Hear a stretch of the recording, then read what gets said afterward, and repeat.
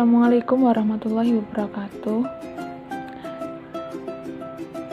Di sini saya akan menjelaskan tentang pertama, yaitu pengertian supervisi. Pengertian supervisi. Istilah supervisi yaitu berasal dari bahasa Inggris yaitu supervision, yang berarti pengawasan. Sedangkan jika dilihat dari bentuknya, supervisi berasal dari dua kata, yaitu super dan visi. Super berarti atas, lebih, dan visi berarti lihat, tilik, atau awasi. Jadi, supervisi dapat dipahami sebagai layanan kepada guru, baik individual maupun kelompok. Sedangkan supervisi pendidikan yaitu kegiatan pimpinan sekolah dalam bentuk pengawasan dan penilaian terhadap kinerja guru yang meliputi perencanaan, terus pelaksanaan, penilaian, dan tindakan lanjut penilaian yang bertujuan untuk peningkatan kualitas kinerja guru. Lalu yang kedua yaitu tentang paradigma supervisi. Yang pertama itu pada abad ke-18. Pada tahap ini, supervisor hanya sebatas mengontrol sekolah, apakah sekolah ini sudah melaksanakan aturan dan standar itu atau belum. Apabila ternyata guru melakukan kekeliruan, supervisor hanya mengeritik dan menegur saja, tidak menunjukkan bagaimana memperbaiki diri, dan kreatif guru juga kurang dihargai. Jadi pada tahap ke-18 yaitu pada tahun 1800-an, kegiatan supervisor itu hanya sebatas mengontrol sekolah, apakah sekolah itu sudah melaksanakan aturan dan standar atau belum. Lalu yang kedua yaitu pada abad ke-19. Pada abad ini, tugas para supervisor tidak lagi hanya mengontrol dan mencatat kesalahan guru, melainkan bersifat otokrasi, melainkan berangsur-angsur, memperhatikan individualitas guru. Jadi pada abad ke-19 ini, tugas para supervisor itu tidak lagi hanya mengontrol dan mencatat kesalahan guru dan tidak lagi bersifat otokrasi, melainkan berangsur-angsur memperhatikan individualitas guru. Jadi berbeda dengan abad ke-18 tadi. Lalu selanjutnya itu pada abad ke-20 atau masa sekarang, yaitu kegiatan supervisi lebih berkonsentrasi untuk menciptakan dan mempertahankan antar hubungan yang memuaskan di antara semua anggota staf yang ada di sekolah. Kondisi seperti ini merupakan dasar yang paling utama dalam melaksanakan supervisi.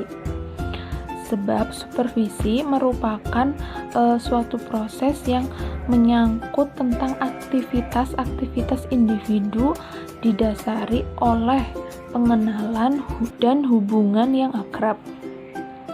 Jadi kecenderungan supervisi itu pada guru pada masa yang akan datang, yaitu mungkin akan terus berkembang dan akan lebih baik lagi dari masa sekarang, karena hal itu mengikuti perkembangan zaman dan perkembangan teknologi yang semakin modern.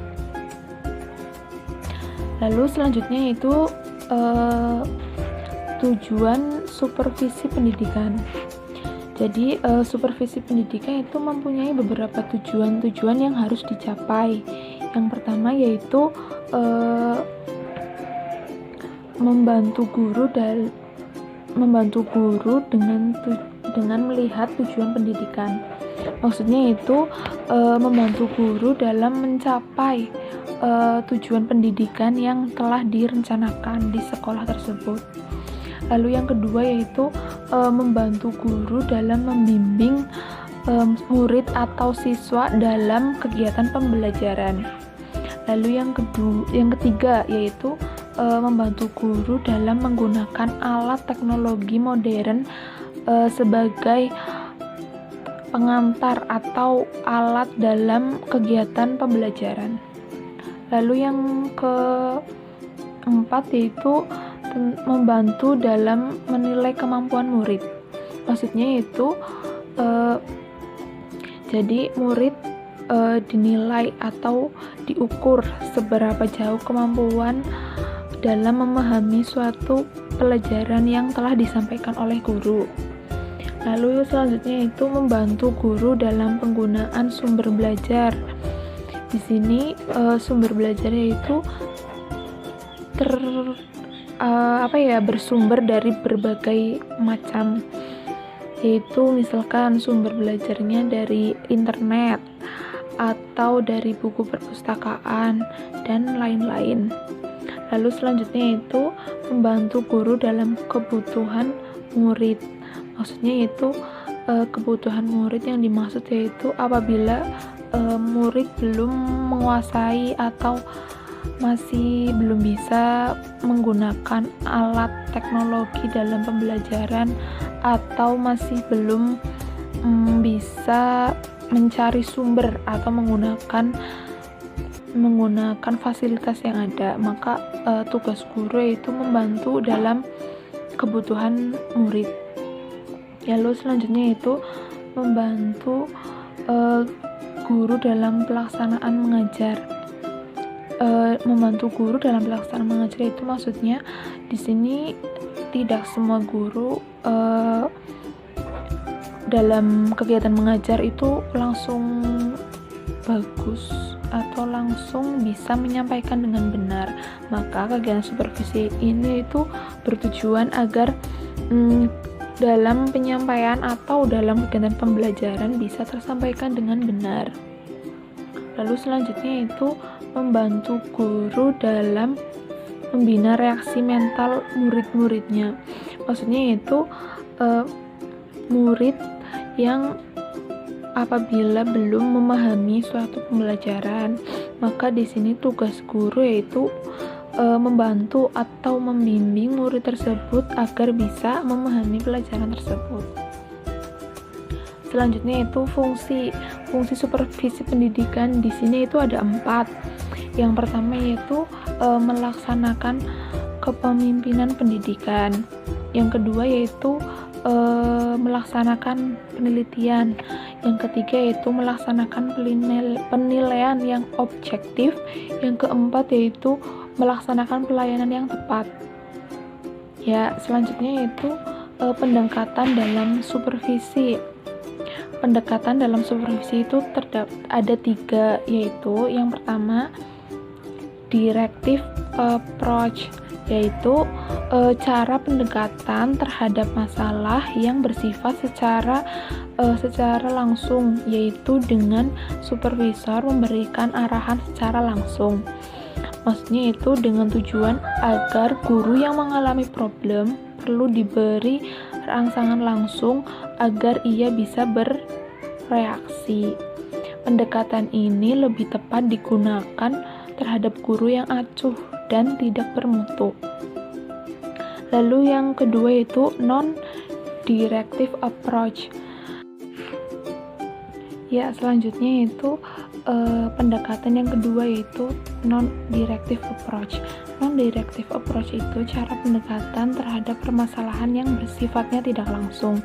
Jadi di sini perilaku supervisor tidak secara langsung menunjukkan permasalahan yang terjadi di sekolah tersebut, melainkan mendengarkan secara aktif apa yang dikemukakan oleh guru. Yang ketiga yaitu pendekatan kolaboratif approach. Pendekatan ini cara pendekatan yang dilakukan dengan pendekatan direktif dan non-direktif.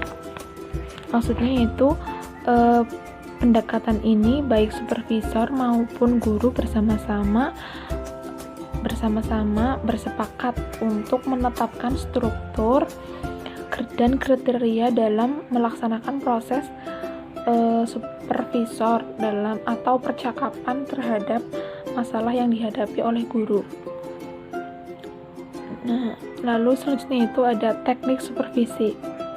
Teknik supervisi itu ada dua, yaitu teknik individual dan teknik berkelompok atau kelompok. Teknik individual ini adalah supervisi yang dilakukan secara perseorangan. Teknik ini digunakan apabila masalah yang dihadapi bersifat pribadi, apalagi khusus atau secret.